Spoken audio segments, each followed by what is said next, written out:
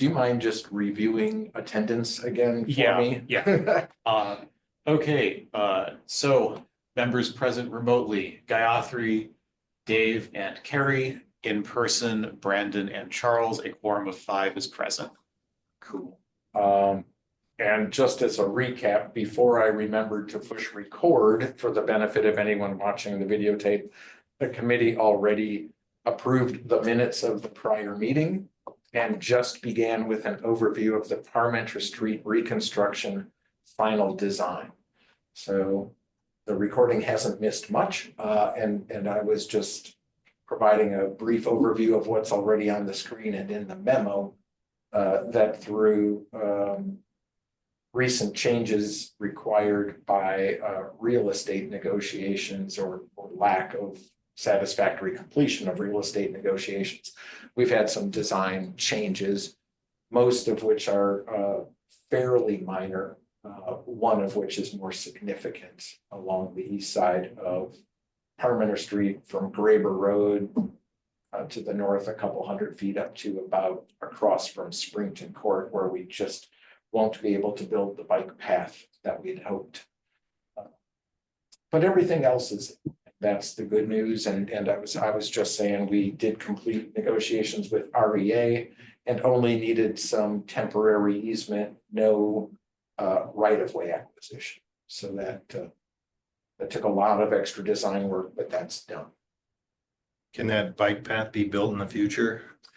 If we were to reach agreement or the state law changed to allow us to use eminent domain, then yes, it could.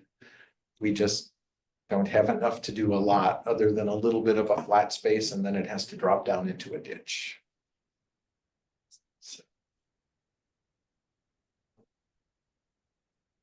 The other thing that we've been talking about, and it doesn't really affect the project per se, certainly not the design, is just timing of it all.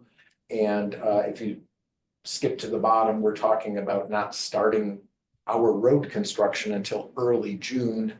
That's to give especially MG&E and maybe some other utility companies a little time to do some relocations.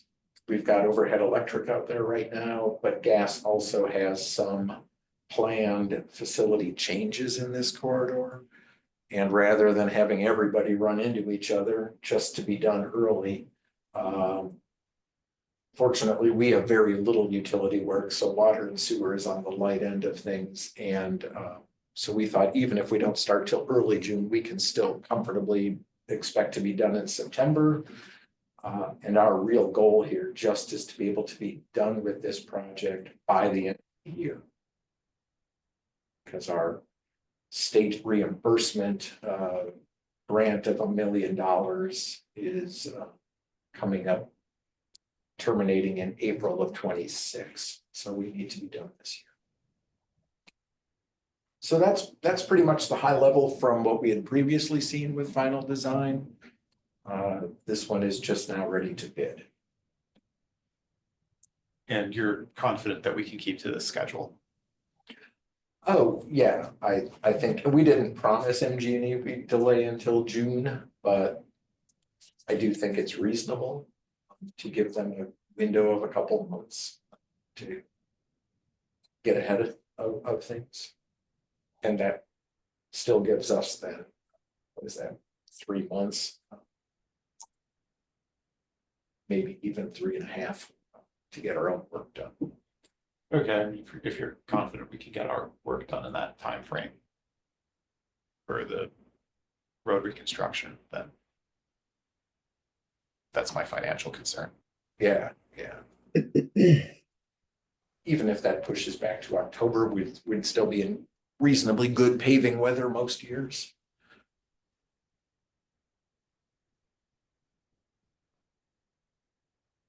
So with that, I would say the recommendation from staff is to approve final design for bidding. But if there are any design related questions, we can go through those too.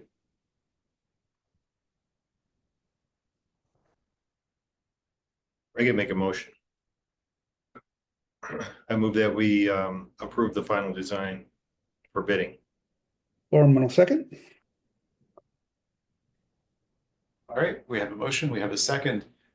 Is there any further discussion?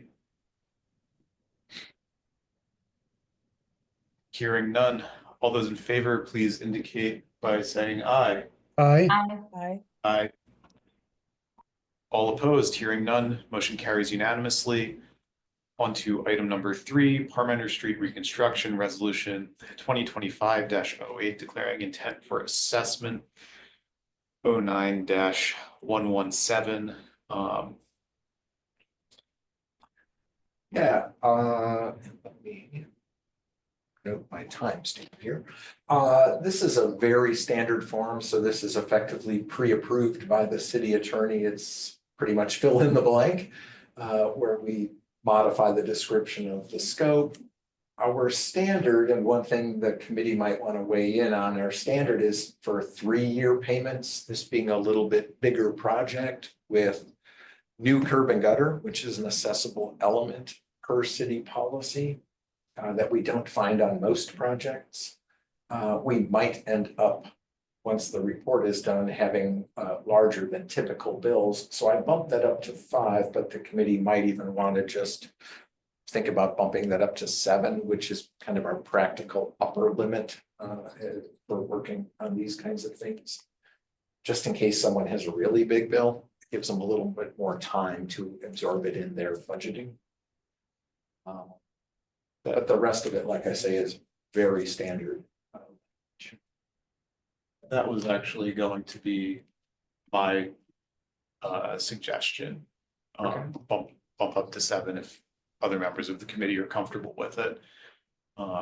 Just this is going to be a very expensive project, and sure there will be at least one property owner who gets a substantial bill as a result of it. So Could be, and it's, you know, driveway aprons are pretty normal, sidewalk is pretty normal, curb and gutter, we're usually replacing that, which we do not assess for.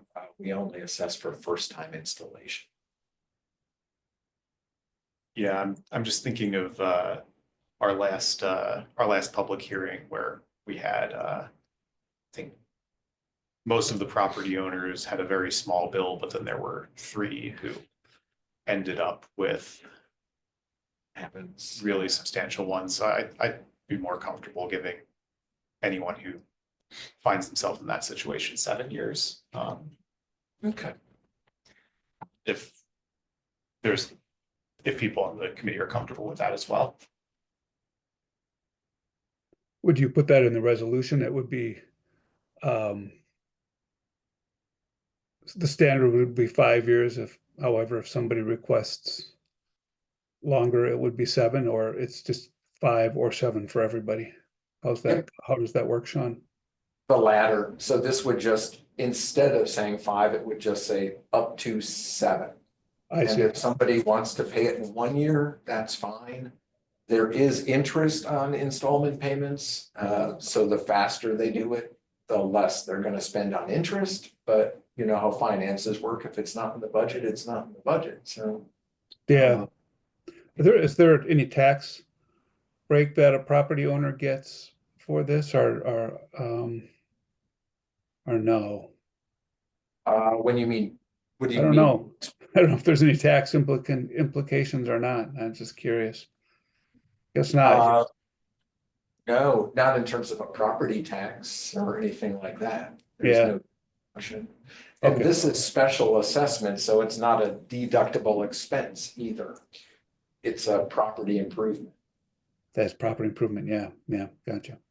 Yep. Okay, thanks. Sure.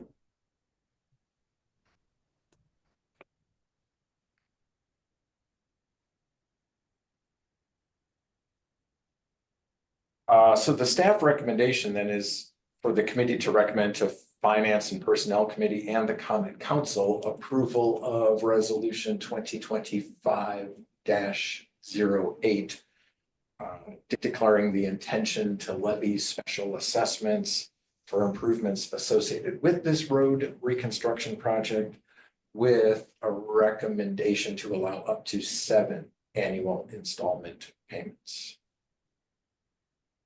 Sure, I'll make that motion. Second.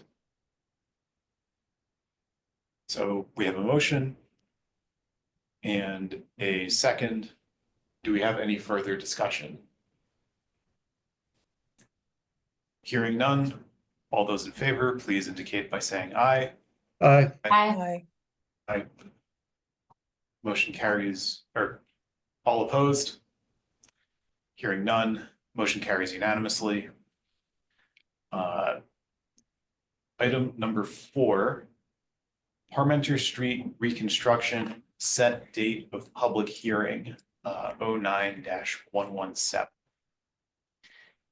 Right, so ordinarily, we try to set the date of the public hearing at which people can come in and talk about assessments, what went into it, why, that sort of thing. On the same day as the committee is awarding the bid. Partly so that we can reflect bid prices in the assessment schedule.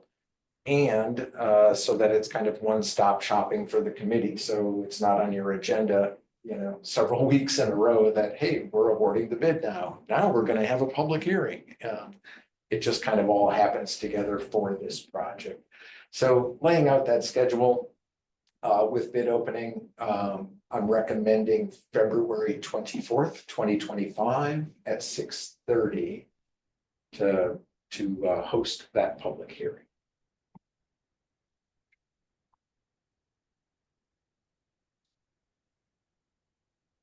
Does anyone want to? February 4th, 24th. 24th, I'm sorry.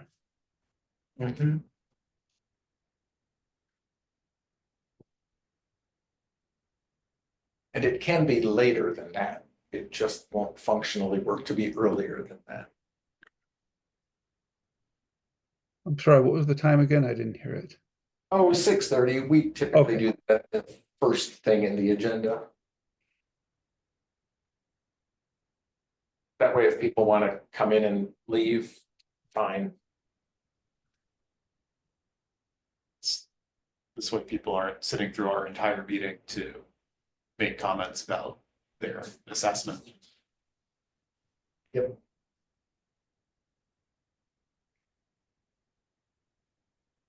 Do you think the time is good? Doesn't have to be earlier in February or later out to March. I'm It good. can't very well be earlier, it could be later. If you'd prefer, we typically do it the same night we're awarding the bid, but we don't have to. Oh, no, I think it's probably better to do it sooner than later, so we keep everything moving along. Yeah, well, like I say, we'll be opening bids, and I have to give at least a 10-day notice, but no more than a 40-day notice to folks who are affected. And so that would lead us to February 24th as being a good choice. Otherwise, the next opportunity would be, what does it look like, March 11th? No, that's last year's calendar. The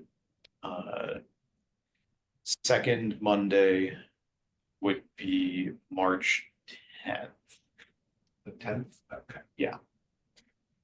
That sounds about it.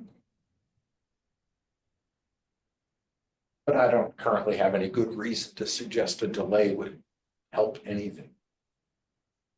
Well, I support the 24th. Make a motion for that. If you Myers. need a motion. Oh, sorry, Dave. If you need a motion, I'd make a motion for Monday, the 24th, 6:30 PM for a public hearing. Okay, Myers seconds. Is there any further discussion? Hearing none, all those in favor, please say aye. Aye. Aye. Aye. All opposed?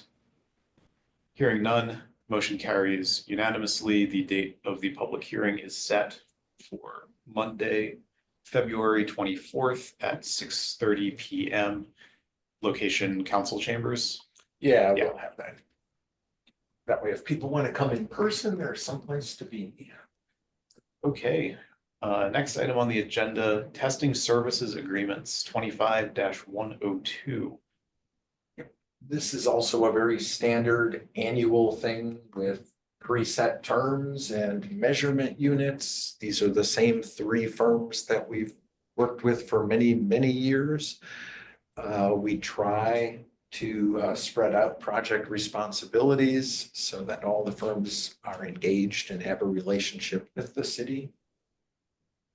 And so Sean Elsrud, one of our engineering technicians, runs this annual contract for the city and then helps us as staff make the appointments to various projects. So his recommendation is once again to recommend to the Finance and Personnel Committee and Common Council approval of all three of these annual testing service agreements.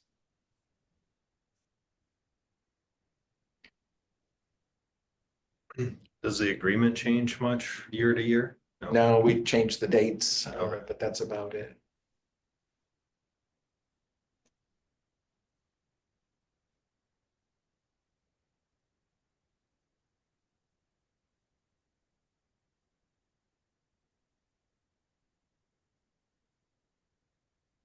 I can make a motion.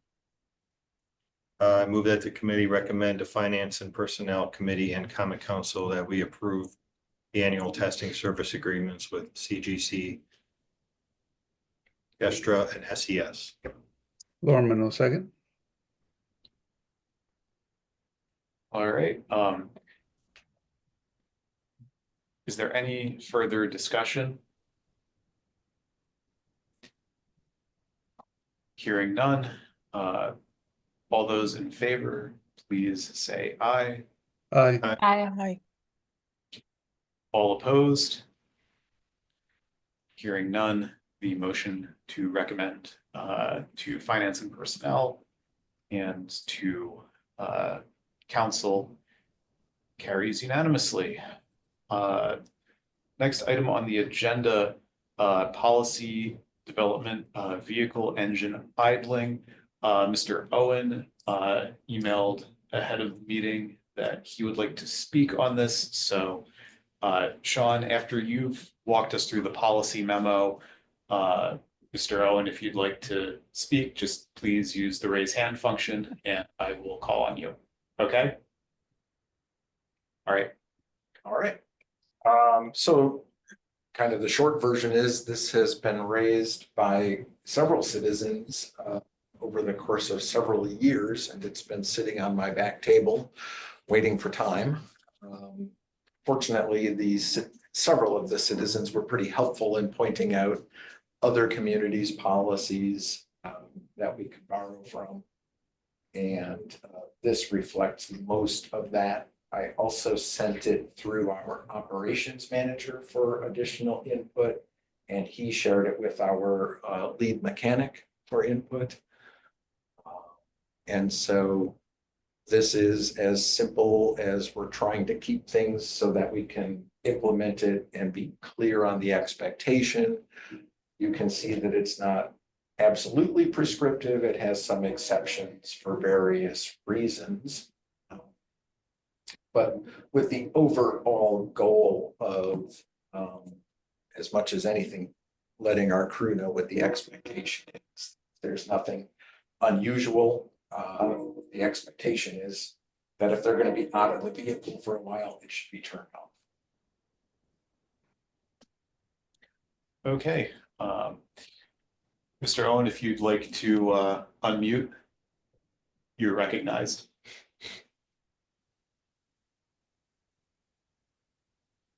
Thank you, Mr. Chairman. My name is Robert Owen. I live at 1311 Middleton Street. In general, I'm supportive of the policy. I think it's a good addition to the city's rules and regulations for staff, but I do have a couple of minor recommendations for change. First of all, with regard to the example in the second last clause relating to laptop computers, I think that provision should be excised. In other words, I would just take out the clause starting such as a laptop computer. I think it's very unusual for a laptop computer to need to be at a temperature of 50 degrees or higher when it's not operating. And I'm contemplating that would be the typical situation, and it's sort of a horror picture for me to have an international 7400 plow sitting there with a laptop computer keeping warm with that big engine purring for hours while the staff's working outside. That is ridiculous. If in fact we need to have computers in vehicles that are out there for a long period of time, they should be computers that are designed with tough computers like the computers that the police cars have that can handle those cold temperatures without having the vehicle warmed up to 50 degrees. So I'd suggest that be taken out. I'd suggest one addition, which is to say that it's okay to allow idling to let a non-employee passenger stay comfortable. I can envision several circumstances where you may have non-employees in those vehicles, and I think they should be permitted to stay comfortable. With regard to employees, I think the expectation should be that in cold weather, they're very well dressed for the cold, and in warm weather, they bring some water.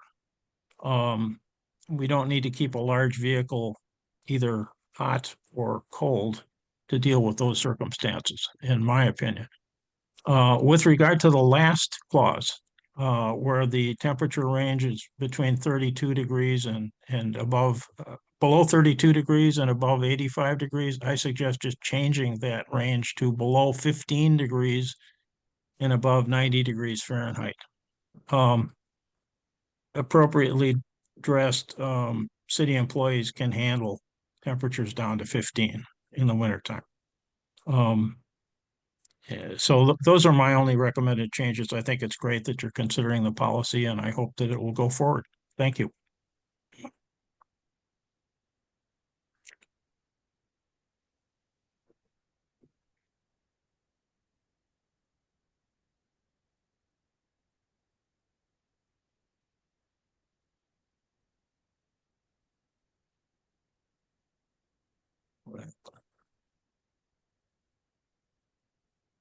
So, Sean, I believe there's a city policy regarding non-employee passengers in city vehicles. Is that the case? Yeah, our transportation policy doesn't allow non-city employees to, I guess, to ride in our vehicles, right? So if, I don't know that our transportation policy prohibits them from entering our vehicle, but they can't ride with us. There's an exception for police because they have to. I think there's a limited case-by-case exception for tourism if they're entertaining an out-of-town guest who might not otherwise be familiar with the layout of the city. And if tourism director is trying to direct them or show them someplace, it would be more than inconvenient to have to take multiple vehicles. But in public works, we don't do that. Maybe to address Mr. Owen's comment on the second to last bullet point, just remove such as laptop and just leave it as equipment.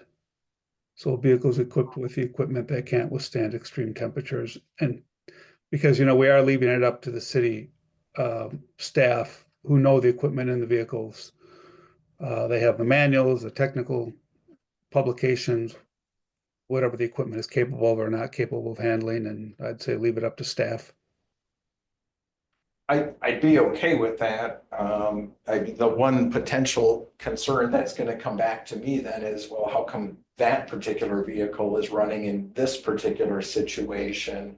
And it may be the kind of thing that leads to confusion if there wasn't Wouldn't guidance you just available to say, the public as much as anybody to say, oh, here's why. wouldn't you Yeah, just say, well, I mean, the staff know about the particular equipment in that vehicle, so that's why that vehicle's on versus the other vehicle's off, because the equipment could vary. Doesn't have to be a laptop, it could be something else. Sure, I'm okay with that. And it could be a diagnostic piece of equipment, it could be a sample, some environmental sample that can't get exposed to too much heat before it gets transported somewhere, or vice versa. I don't know. Just thinking broad. Otherwise, you're gonna have to make a list of all the things that are in a vehicle and then start cataloging what they can be subjected to. Yeah, that's a fair point. I think this wasn't intended to be exhaustive, just illustrative. Yeah, right. It's And just corporate illustrative. And than anybody, but I'd be well, and I okay. Just want recall to in our stop period after last budget, it's we extreme temperature. in our last budget, we turned down the city's request to furnish the vehicles with new laptops for I don't know, such use in public works. So I think you're living with whatever equipment you have. Well, sure, yeah. But that's okay. So I'll put a period instead of a comma and take out the rest of that, then that's fine with me. So, I just, to move us to the bullet point regarding the minimum temperature. I think that we might be better off looking at this from a, because OSHA does not specify a minimum temperature for cold stress. Okay, And there are factors that might make a 32-degree day more likely to cause cold injuries than a 15-degree day, like if it's raining, or something like if it's raining and there's a severe wind, that will increase the risk of cold injury to, frankly, a completely unacceptable degree for our work crews. And so I would actually suggest that we look at developing or implementing whatever cold stress policy that we have and placing that for the minimum bound, so that we're idling the vehicles when we need to be idling them based on the actual conditions, and making sure that our workers are, because what I don't want us to do is find ourselves in a situation where, we have workers subjected to, extremely wet conditions with wind. But, maybe even above the 32-degree number. Okay. But if you actually look at the factors that OSHA suggests we evaluate for cold stress, they're actually at more of a risk of developing a cold injury in those circumstances. So I'd really encourage us to just look at that bullet point holistically and try to bring it in line with recommendations from OSHA. And is that a chart then, or grid, or is it just based on feel? OSHA is still figuring it out from what I've been able to research. So if the crew member feels like the outside working conditions are such that they would benefit from the cab serving as a warming or cooling station, then it's appropriate.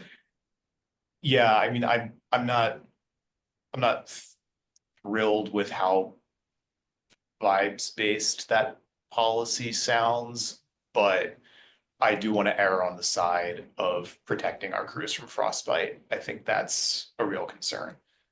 And we can look into it and research it further as we're developing it. Yeah, so I'm just jotting that maybe this should be more about the crew making a determination that outside working conditions. Yeah, I mean, we're also going to bump into individual crew things with this, because some of our crew members may have disabilities or conditions like Raynaud's or diabetes, which cause them to be more susceptible to cold. And if we have a city policy, then we're going to have to make that exception anyway. Because that's a reasonable accommodation. Sure. So, So if the crew determination that the outside working conditions warrant idling in one vehicle.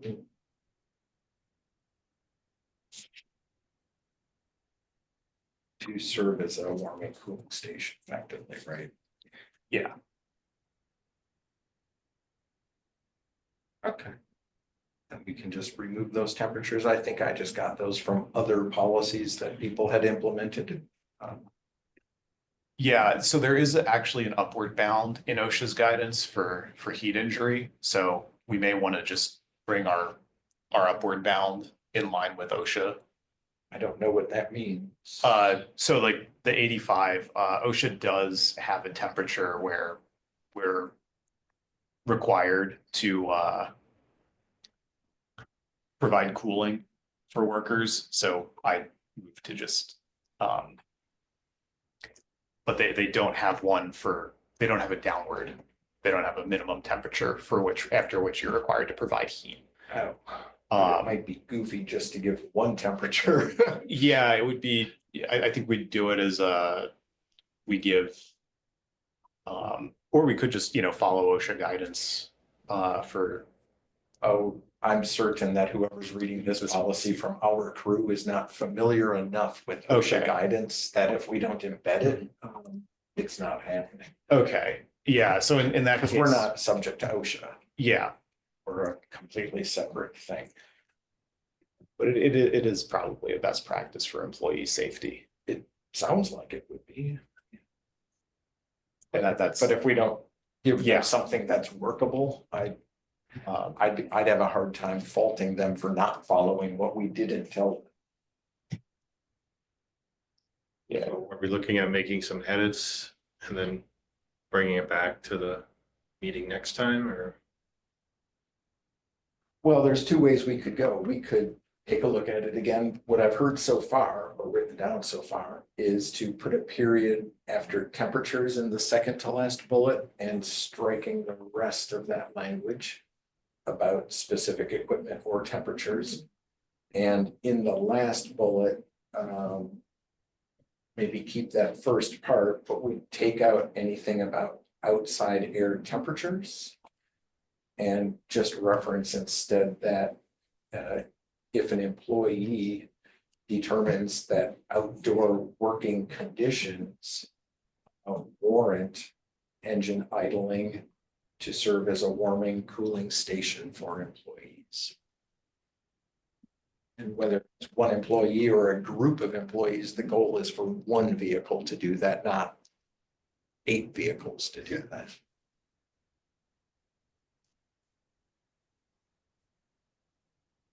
So, I mean, the other way, we could wordsmith that and bring it back, or just approve it with those changes. Doesn't matter to me. We're not in a hurry. Like I say, this has been on my table an unfortunately long time. So, yeah, I'm comfortable with those changes. Just there are conditions in the field that if we tried to enumerate all of them in this policy, it would quickly become something that was not followed at all. Because it was so long and exhaustive. So I'm trusting our employees' judgment. It's cold weather. They're overheating. yeah, right. I mean, I've worked outside in cold weather, and sometimes I thought, wouldn't it be nice if I had a place to feel my fingers again?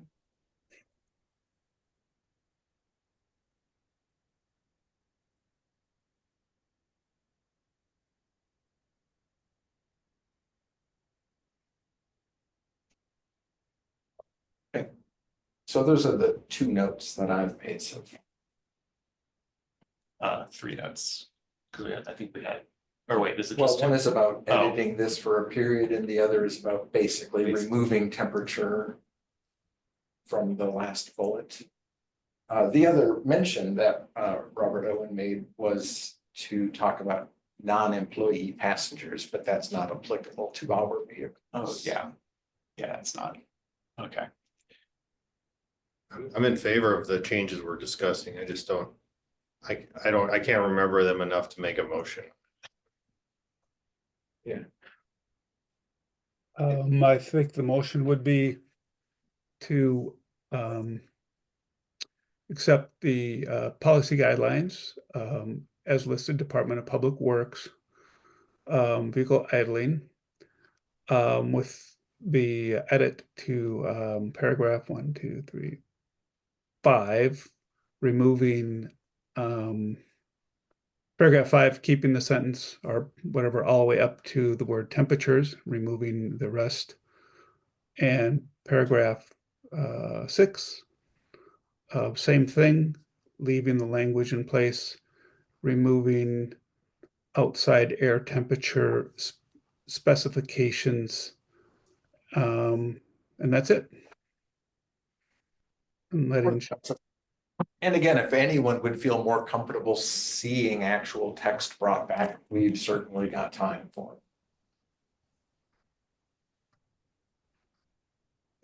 that's fine too. This may have to, would this have to go through?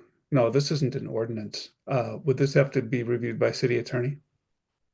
It wouldn't typically, Okay. no. This is just writing down what we would otherwise tell somebody. Mhm. That way we know we're setting a consistent expectation instead of, that's not what I heard. You know, Do you want to take it back to staff maybe then after our recommendations? that's maybe a good idea too, that they're up to speed before we adopt it that way. Mhm. Yeah, That seems fair. I'd also feel more comfortable if we did submit this for city attorney review, just because it does deal with employee safety on the job site. We want to make sure that, Or send it over to Brian Waltrop. At least get HR sign off on it, I suppose. I don't know what city internal is on things like this, but yep, I see where you're going, Charles.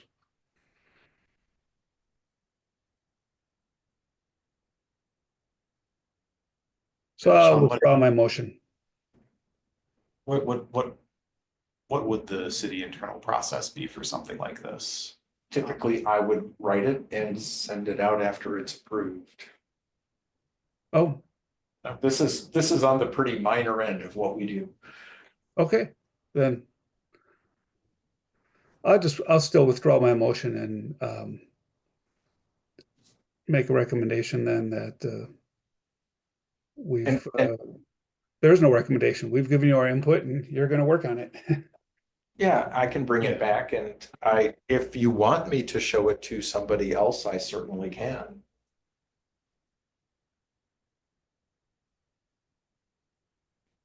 I mean, I'm comfortable with your discretion based on our comments. Yeah, let's bring this back after you've made edits to incorporate. Sounds nice. All right.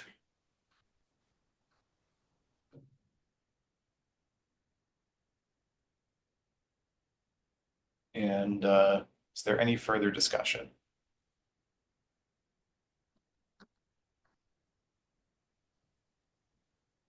All right, Mr. Owen, thank you for joining us. Thank you. Okay, I am going to move us on to liaison briefings with no discussion or action. First up, Conservancy Lands Committee. The Conservancy Lands Committee did not meet this month. However, it is my understanding that at least some members of the committee will be present for a community forum at the Village Green Tavern at 7508 Hubbard Ave on 6:30 at 6:30 PM on Thursday, January 30th, to discuss paving trails of the Pheasant Branch Conservancy based on an email that I recently received from city staff. That is not an official city function. And so that's my update there for CLC. Carrie. Hi, I'm just recalling, so there was a meeting on January 9th and the minutes have been published.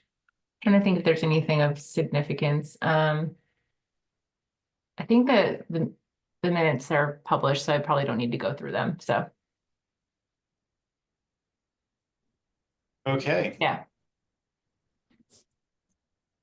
Don is absent, so there is no WRM stormwater utility updates.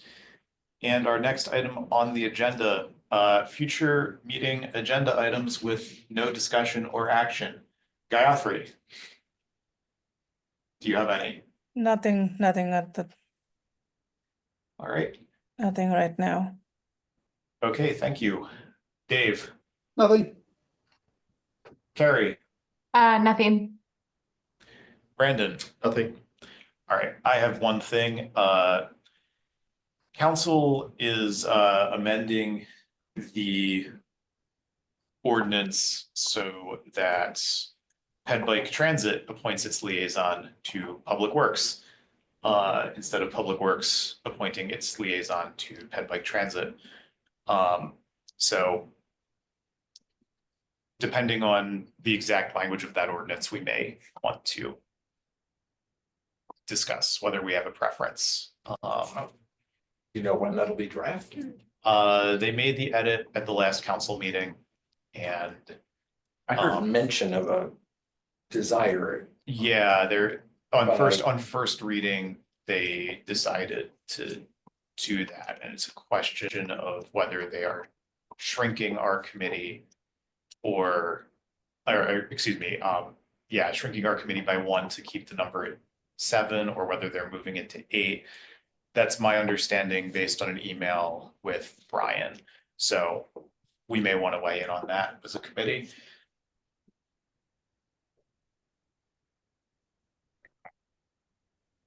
And you think they wouldn't refer it to us? They've, I haven't seen it. yeah. We're getting close to discussing, so I'm just. Could you repeat that though, Charles? I don't think I heard you correctly. Discussing our liaison position with Ped Bike Transit and the size of the Public Works Committee. That would cover it.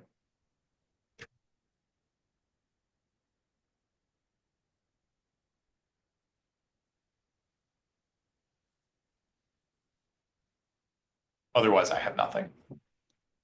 Yeah, the first, this is not a discussion, this is just feedback, or not feedback, this is just reporting.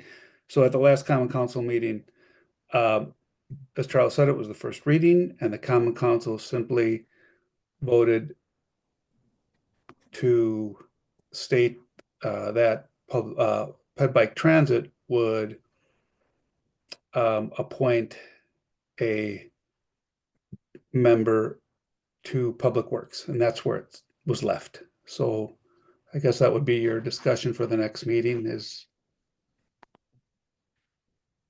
as that's worded. Yeah, that would be. And the number of members And- on this. Yeah, and committee? the number, Huh. Yep. I just didn't call. All Yeah. right, so the question for discussion is, what will Public Works Commission membership be? 7 or 8? So I'll ask for Yes. a draft of that. Okay, Yeah, all right. or actually it could also even be 9, because I believe, Or 11. I've, I haven't seen it. yeah, I believe that well, we can get into that at the next meeting. Sure. So, all right, with that, we have reached the end of our noticed agenda. The meeting of the Public Works Committee is adjourned.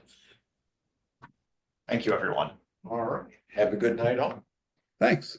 Thank you. Good Thanks. night. Bye.